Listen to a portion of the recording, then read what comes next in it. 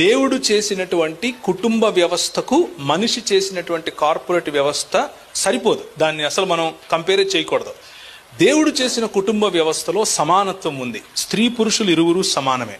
పౌలు పురుషునికి లేకపోతే స్త్రీకి పురుషుడు శిరస్సు, పురుషునికి క్రీస్తు శిరస్సు, క్రీస్తుకు దేవుడు శిరస్సు అని అంటున్నాడు. పూర్తిగా చదవాలి, మధ్యలో ఆపకూడదు. మధ్యలో ఆపితే ఓకే నాకంటే గొప్ప పురుషుడేమో అని అనుకుంటారు స్త్రీలు. అది చూస్తే మనము we are actually affecting the trinitarian theology it self.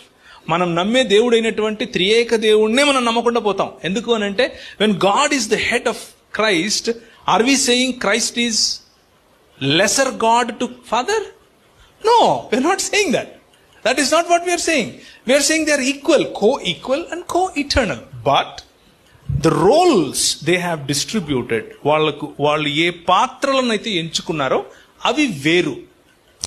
అన్ని అవయవాలు శిరస్సుకు కట్టి ఉండునట్లు లేకపోతే జతపడి ఉండునట్లు అన్నమాట వాడతాడు.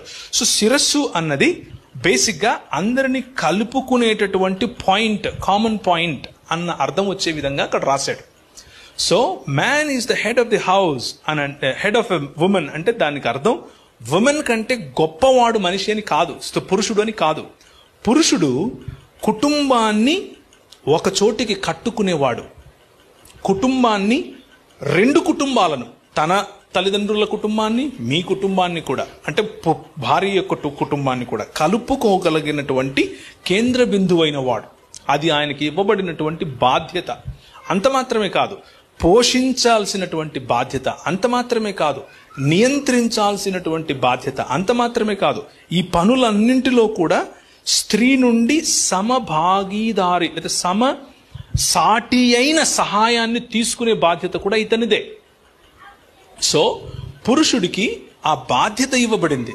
అధికారంగా చూస్తే అది అధికారంగా కనిపిస్తుంది, బాధ్యతగా చూస్తే అది బాధ్యతగా కనిపిస్తుంది.